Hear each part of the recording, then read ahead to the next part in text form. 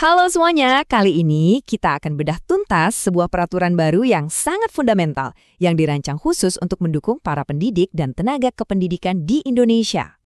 Oke, kita mulai dari sini ya. Coba deh perhatikan kalimat ini. Ini bukan sekedar tulisan biasa loh.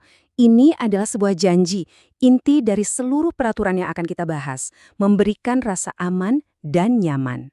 Inilah fondasi utamanya. Nah, mungkin ada yang bertanya, memangnya kenapa sih perlu ada peraturan baru? Bukannya sudah ada yang lama? Apa sebetulnya yang mendorong lahirnya payung hukum ini? Jadi begini, peraturan yang lama dari tahun 2017 itu dianggap sudah nggak relevan lagi dengan kondisi dan kebutuhan hukum saat ini. Nah, kerangka kerja yang baru ini tujuannya jelas, untuk memompa kembali semangat kerja dan juga profesionalisme para pendidik di lingkungan yang terus berubah. Oke, jadi peraturan baru ini tuh dibangun di atas 4 pilar dukungan yang fundamental. Ibarat rumah, inilah fondasinya. Yuk kita lihat satu persatu. Nah, ini dia keempatnya. Ada perlindungan hukum, perlindungan profesi, perlindungan keselamatan dan kesehatan kerja, sampai perlindungan hak atas kekayaan intelektual. Komplit banget kan? Ini benar-benar mencakup semua aspek krusial dalam kehidupan kerja seorang pendidik. Yuk, kita kupas satu persatu, mulai dari yang pertama, dan mungkin yang paling sering jadi perhatian, yaitu perlindungan hukum. Nah, coba lihat deh cakupannya. Ini yang keren banget. Perlindungan hukum di sini itu bukan cuma soal kekerasan fisik saja ya, tapi juga soal ancaman, diskriminasi, intimidasi, bahkan perlakuan yang tidak adil dari berbagai pihak. Luas sekali. Dan ini makin detail lagi loh, sampai ke kekerasan psikis pun dibahas tuntas. Hal-hal seperti dikucilkan, dihina, disebarkan rumor, atau bahkan dipermalukan di depan umum, semuanya masuk.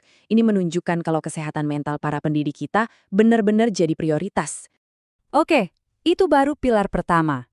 3 pilar lainnya, soal profesi, keselamatan kerja, dan hak cipta, juga nggak kalah pentingnya. Semuanya ini saling melengkapi untuk menciptakan perlindungan yang utuh. Tapi kan, peraturan sebagus apapun butuh penjaga, butuh eksekutor, ya kan? Nah, pertanyaannya, siapa yang bakal memastikan semua perlindungan ini beneran berjalan di lapangan? Nah, ini dia jawabannya.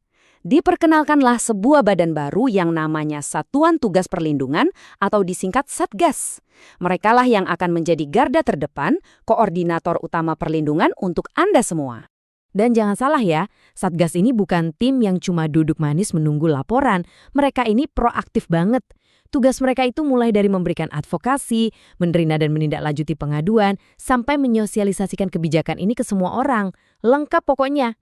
Oke, sekarang kita masuk ke bagian yang praktis. Gimana sih caranya kalau, amit-amit, kita butuh perlindungan ini? Apa langkah-langkah yang harus kita lakukan? Nah, prosesnya itu jelas banget.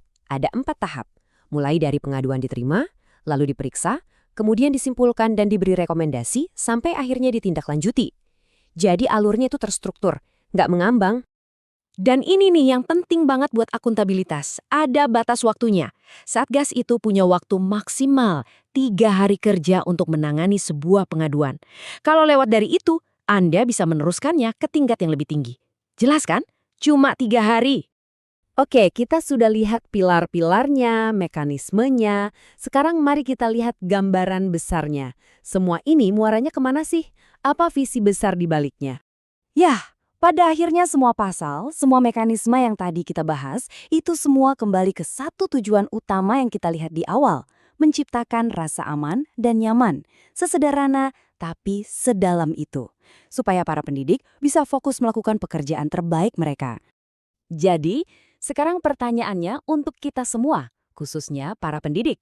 Dengan adanya jaminan perlindungan yang sekuat ini, kira-kira inovasi luar biasa apa yang siap Anda ciptakan untuk anak didik kita? Coba direnungkan.